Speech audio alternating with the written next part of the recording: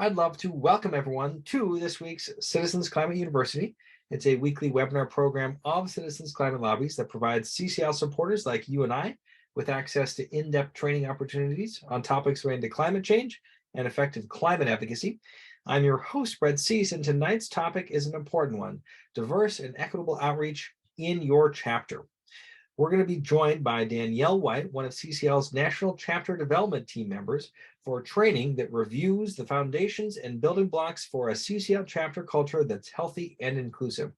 Danielle is going to review how to foster healthy and inclusive chapter environments, cultivate chapter cultures that keep volunteers of all backgrounds engaged locally, as well as how to conduct equitable outreach during your chapter's events.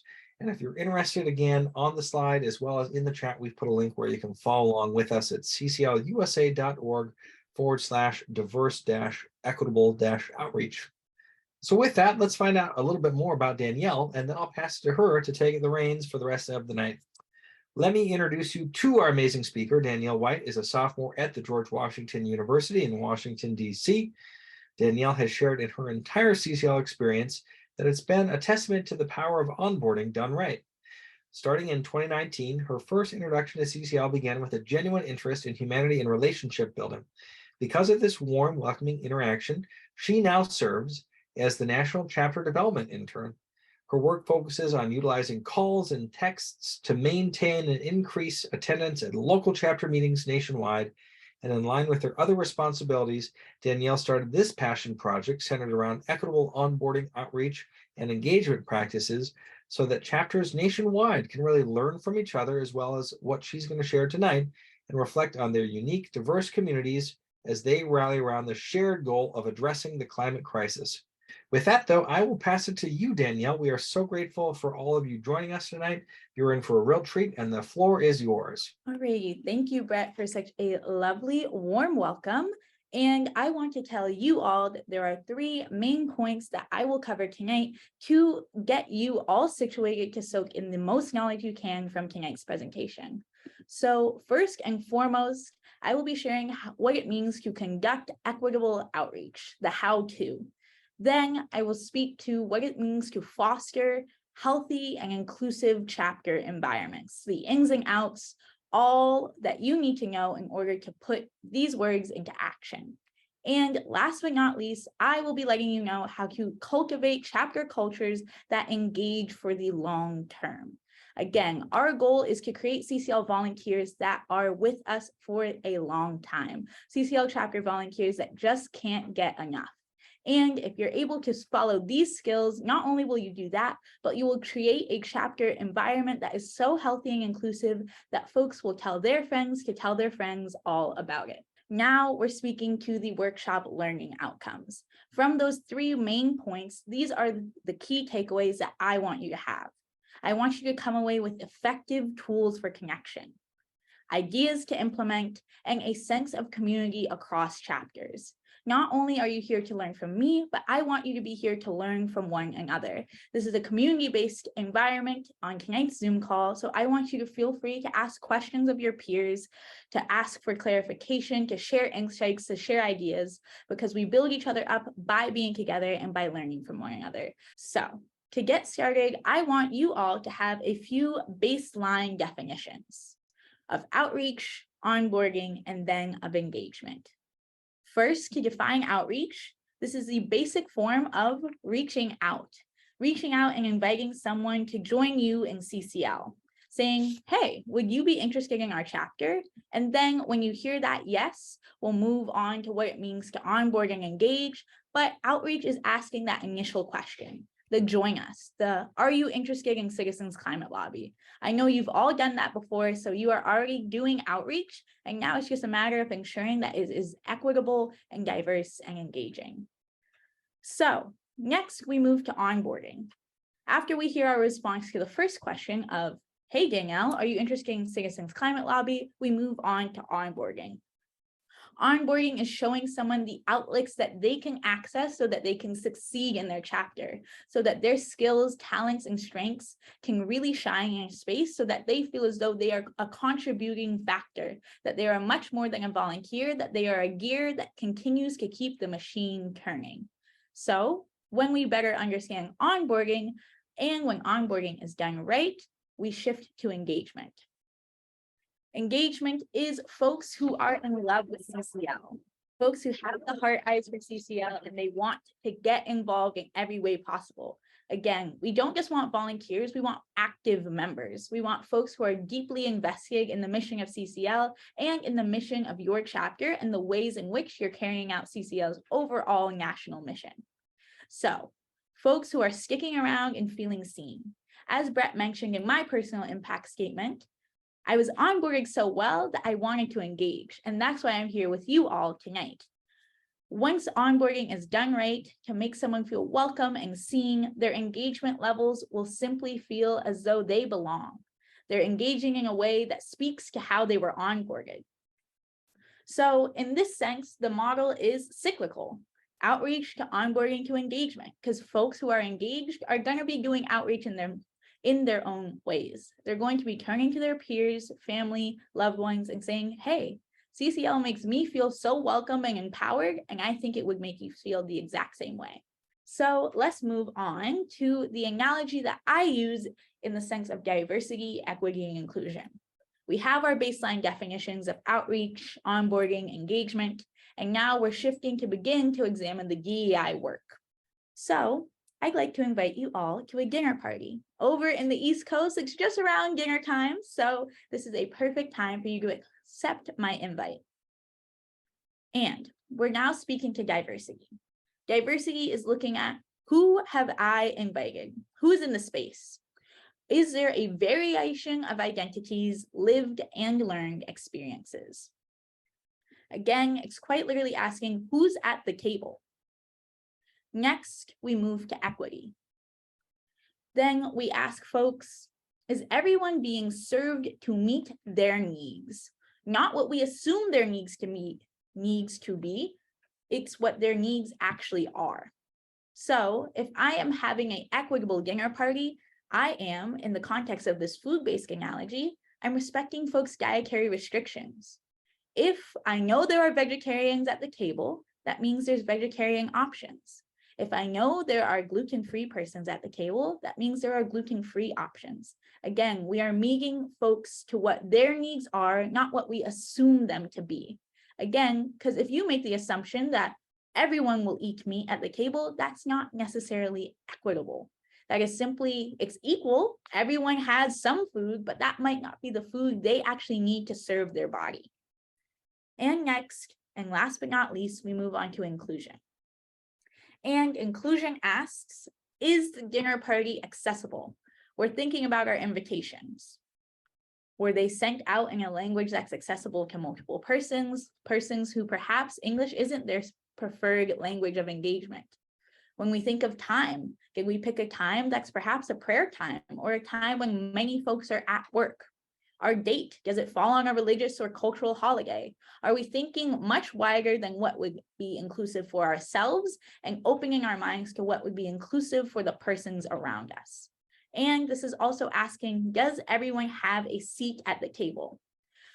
Within inclusion, there's also the aspect of belonging, which I will touch on a little bit later in this presentation, but for now, we really have to think, does everyone have a seat at the table? One of my favorite quotes is from Shirley Chisholm, and she says, if they don't give you a seat at the table, bring a folding chair. Make yourself a space at the table. When we're aware of this cultural context for many individuals with diverse identities, this awareness will really shape how we engage with our chapter. Bringing the folding chair to the table is a lived experience for a lot of folks with diverse identities. I know in my personal experience, having to carve out a space for myself is something that has become a norm for me. That is why when we have the lens of diversity, equity, and inclusion, as we go about functioning our chapter, we're able to have the awareness that let's make our chapter a space where diverse individuals do not have to carve out a space for them because the space is already there. A seat is already provided, or there are no seats at all and folks are sitting on the floor where anyone can join, and we're simply expanding our circle. Again, one brief note is that diversity, equity, and inclusion does not always have to be in that order. You can think about inclusion first, equity first, diversity first, whatever your preference is, but all that matters is that you're thinking of these virtues.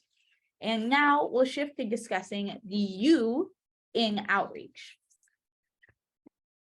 Remembering back to the top of our pyramid, we had outreach to onboarding to engagement. So when we think about the U in outreach, we're thinking about cross-cultural engagement, engaging across cultures in a way that serves the cultures we want to engage with.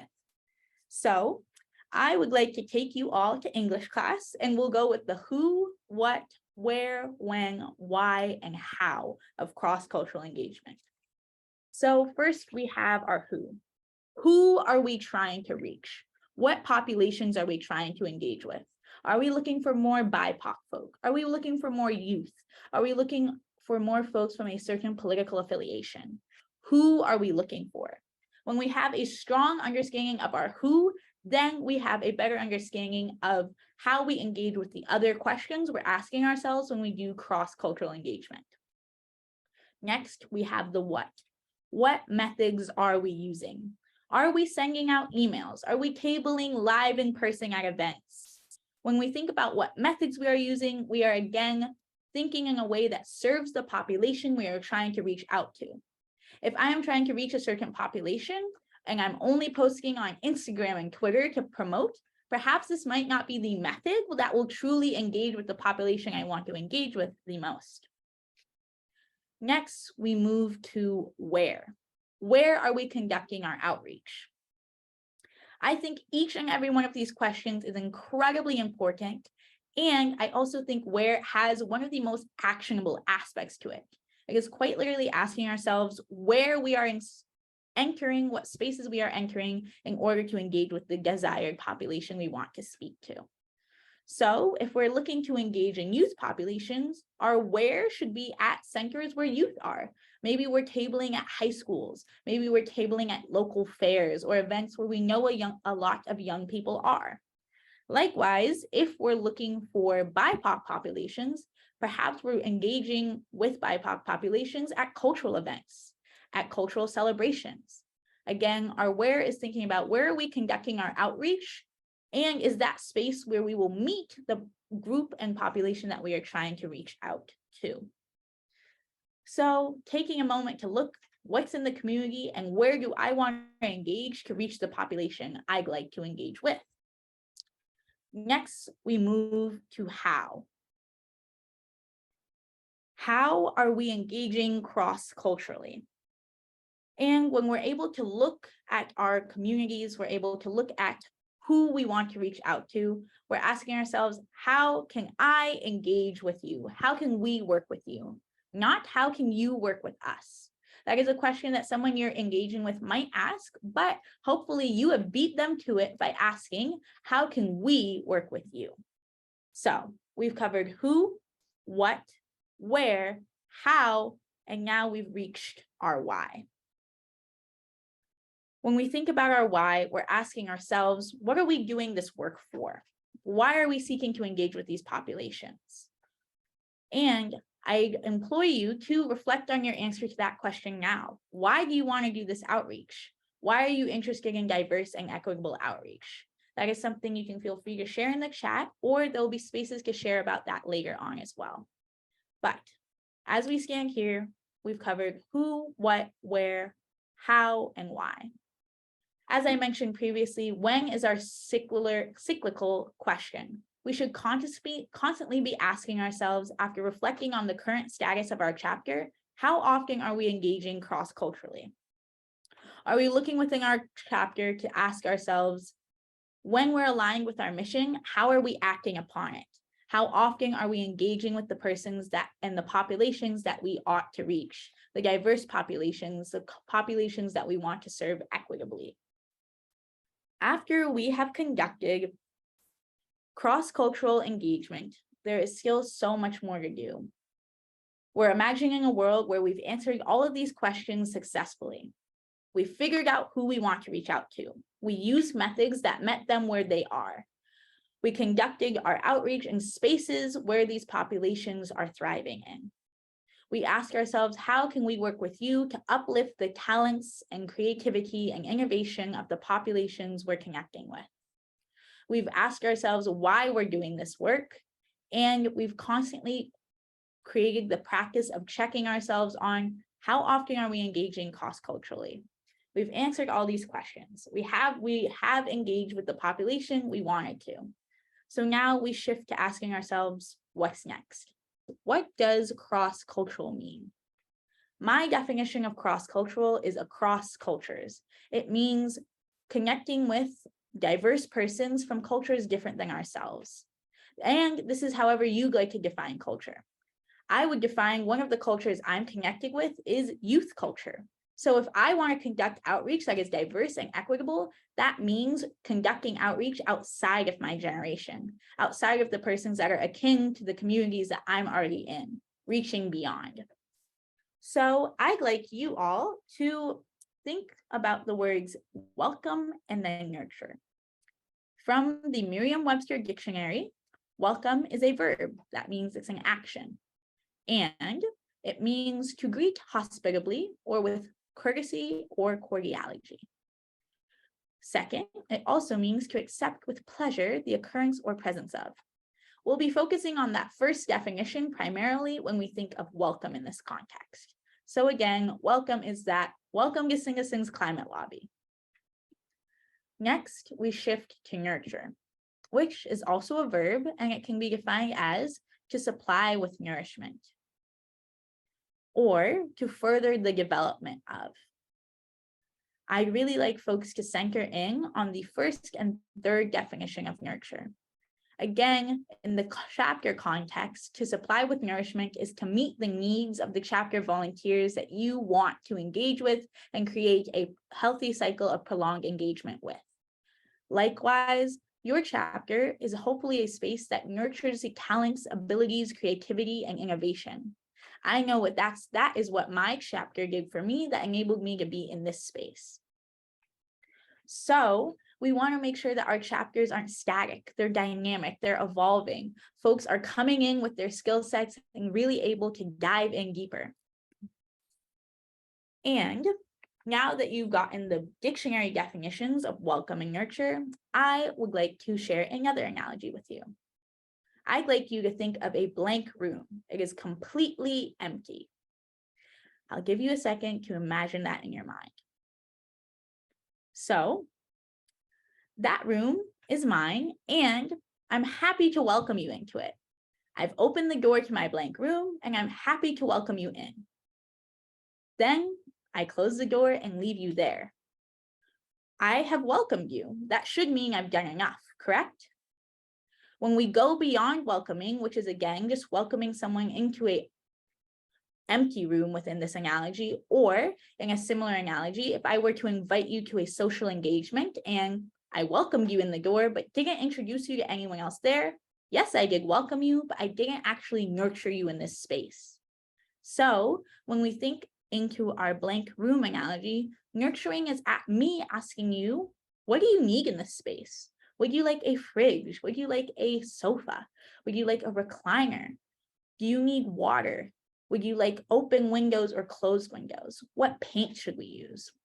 It's creating the space that you will thrive in. Because again, you could very well survive in my empty room. You'll have your basic necessities, but it's going beyond survival to making sure that our chapter members are thriving. Again, we don't just want volunteers, we want engaged and active chapter volunteers who are more than excited to be a part of something larger than themselves.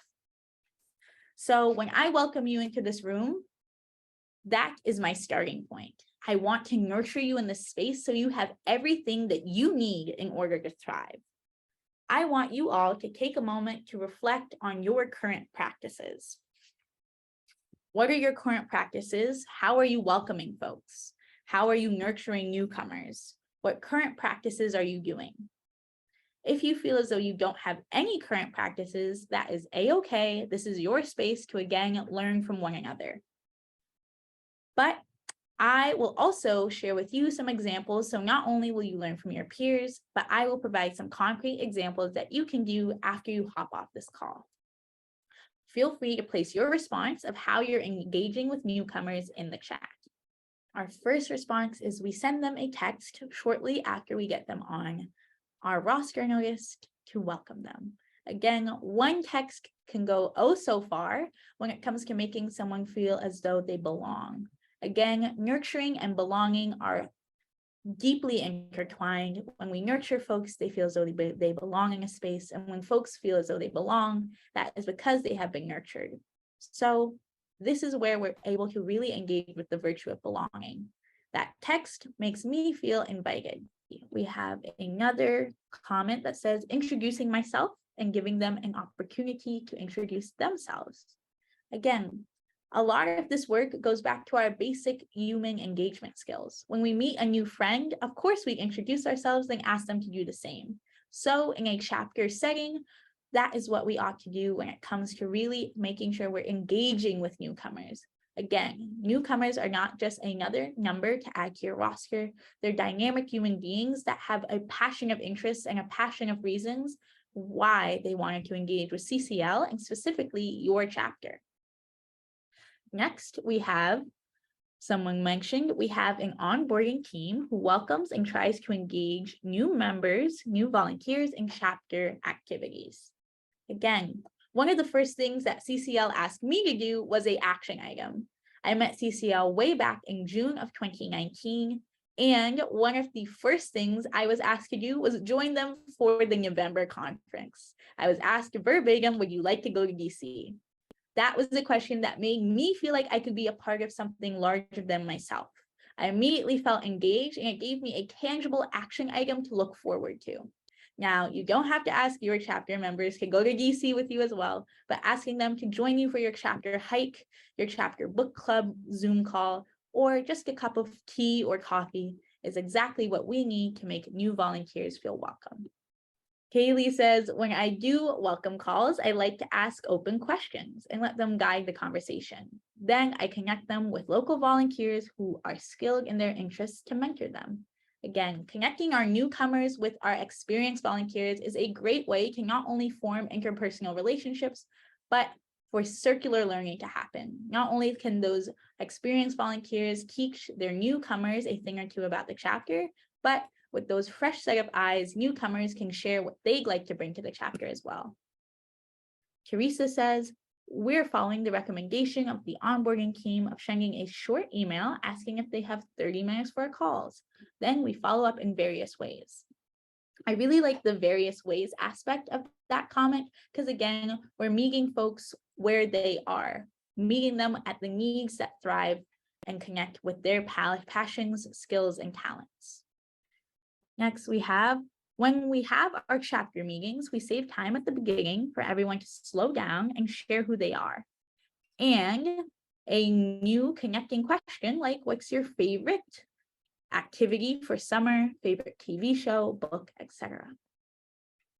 That is absolutely lovely. Again, taking time to slow down before we dive into our fruitful meeting agendas, taking a moment to directly connect, and again, connect with the humanity of our new volunteers. And let's see, just a few more before we move on. Make sure to let people have the chance to explore all the roles they have available to them and then select what excites them the most. That is excellent as well. When we're able to connect to the passions, interests, skills, and talents, that's what can make folks feel as though they have a role in your chapter. That is directly connected to engagement. Giving folks that seat, that space that is especially curated for them is incredibly vital. So I'd like folks to quickly debrief and ask themselves, how did that activity feel? Was there anything that they noticed that they really felt as though they'd like to implement in their chapter? New learnings, new findings? Was there anything that you read or that you heard me read out that inspired you or that you're already doing? Because this is also a space for us to acknowledge the hard work we're already putting in. Thank you so much for sharing how a learning you found from another participant has inspired you. When we think about open-ended questions, that is our space to let our newcomers truly share what CCL means to them and share comprehensively. as opposed to asking, are you interested in a leadership role or interested in writing op-eds? We're able to say, what are you interested in?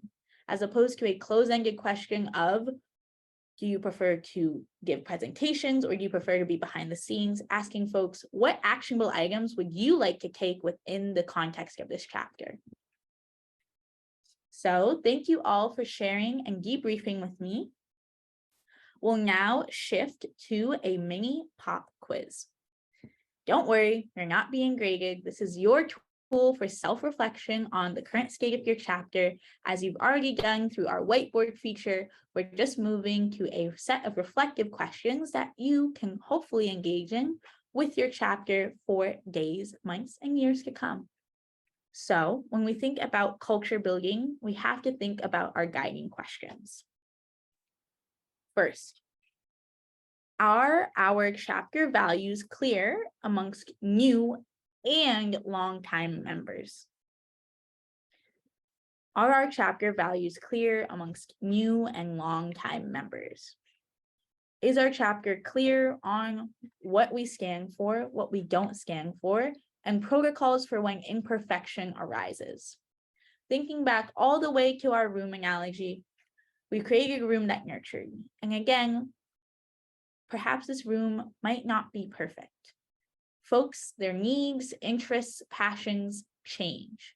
And our goal is not to be perfect, but to be prepared to interact and engage with imperfection. So in our brand new room, perhaps there's a leak.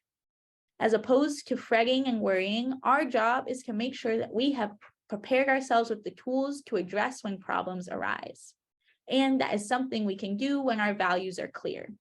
If we're clear on what to do when it comes to engaging and onboarding new volunteers, we're able to navigate and truly move with the fluidity of the human beings that are our volunteers.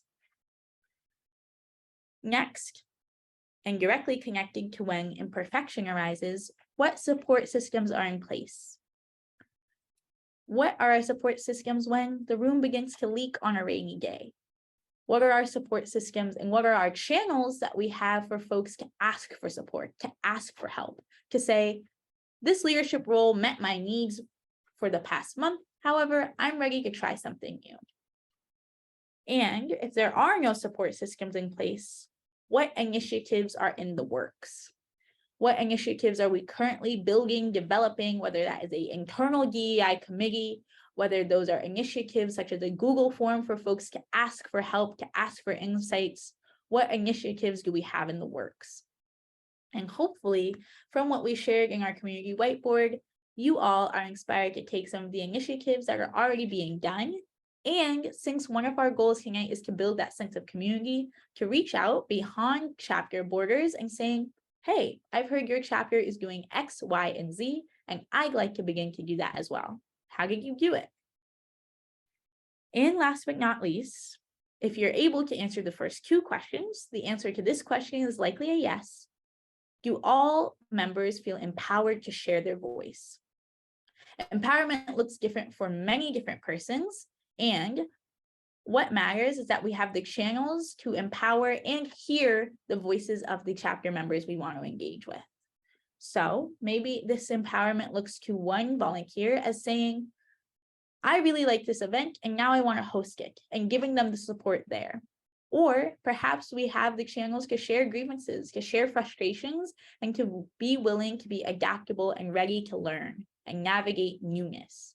Again, we're not striving for perfection. We're striving to have the tools to navigate all the ups and downs, the imperfection and the perfection. And last but not least, it's our acknowledgement that engagement is a daily practice, a daily drumbeat of small actions that can create a large impact. So with all that we've established thus far, everything here in this presentation is very cyclical. It is a cycle. One step to another step, returning to our first step all over again. Constantly reflecting, constantly being open to growth and change. Remembering our chapters are dynamic and so are we, so we are more than equipped to step up to the plate and interact with that dynamicism. So next, we'll move into DEI in our actual chapter context. So I'm very grateful that you were able to soak in my dinner party analogy. Now let's apply it directly to our chapter context. So first, we have diversity amongst chapter members. What identities and experiences are present among my chapter members?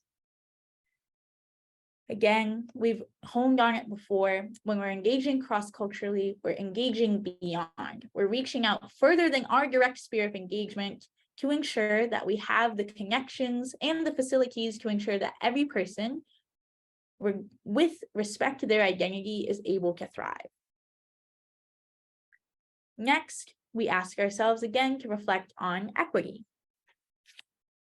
Are there resources, support systems, or tools for each chapter member to bring their fullest self? What tools are at hand, and how are we constantly ensuring that those tools are still serving our volunteers in a way that honors them, that honors their identity, that honors their lived and learned experiences? And hopefully this is a collaborative experience of creating those resources, support systems, and tools. This is where we are, again, reminded that we are constantly learning from one another. I want folks to feel comfortable saying to newcomers, I value you. I value your talent. I value what you are bringing to the table. So how can I support you in supporting yourself within this chapter? What tools do you need? Hearing directly from our crowd sources, directly from our newcomers, what they need to thrive. You don't have to have it already, all perfect, all set up. Again, referring to the room analogy, my room was empty, but I asked what was needed to create an inclusive, equitable space. So we move to inclusion, where we ask ourselves, is my chapter environment enabling all members to flourish? Again, realizing that flourishing looks different for every single newcomer, so there's no way to standardize this, but there are ways to ensure that we are constantly aware and ready to make things more inclusive when need be. Because again, we want our chapter members to flourish, to not just feel as though they are another number on the roster, but instead an active participant in their journey to combating the climate crisis. So here are my ideas that I'd like you to implement if you're interested in really honing in on the concrete action items you need to take to ensure that your chapters are equitable spaces and you've laid the foundations in a way that is strong and able to support. First, we have the option of internal DEI trainings for group members. That connects directly to what I said of making sure not only are our newcomers aware of our values, but our experienced volunteers are aware of our values as well.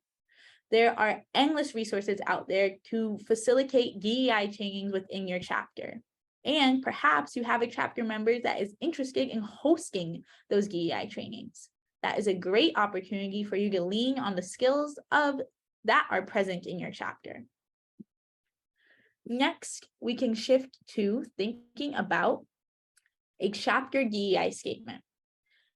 Again, there are a plethora of resources out there of how to conduct a DEI statement, and I would urge you to treat this as a collaborative piece, asking everyone in your chapter, what do you believe this statement needs to not only ensure that our values are clear, concise, and confident, but also knowing that we have a baseline of conduct within our chapter that we can adhere to when those times of imperfection arise.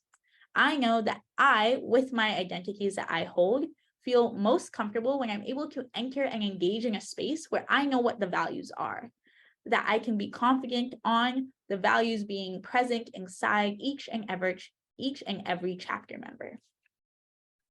And last but not least, I would like folks to think about introducing action teams.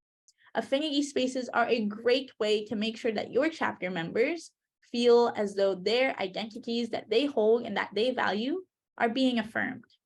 And perhaps your chapter demographic isn't something that is directly reflective of all the identities present in your community, but by knowing and sharing the action team resources, this is a great way to know and let your chapter members know that there are other spaces inside CCL for them to find affinity. For example, in my experience within the main chapter, there weren't that many folks under the age of 18, and I had joined when I was around 16. So I was directed towards the National Youth Acting Team to find my space for affinity. So again, your chapter doesn't have to be perfect.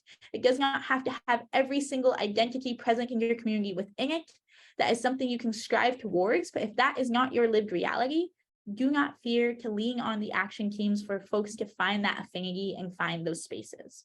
I am so grateful that you all are interested in connecting, learning more, and I'm really grateful for all the folks that ask questions, share comments and thoughts, and we'll move towards some of our last slides of the night.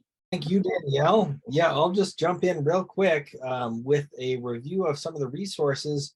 If you are interested outside of the amazing information that Danielle has already shared on community that's available, and I'll drop a couple of these links in the chat here.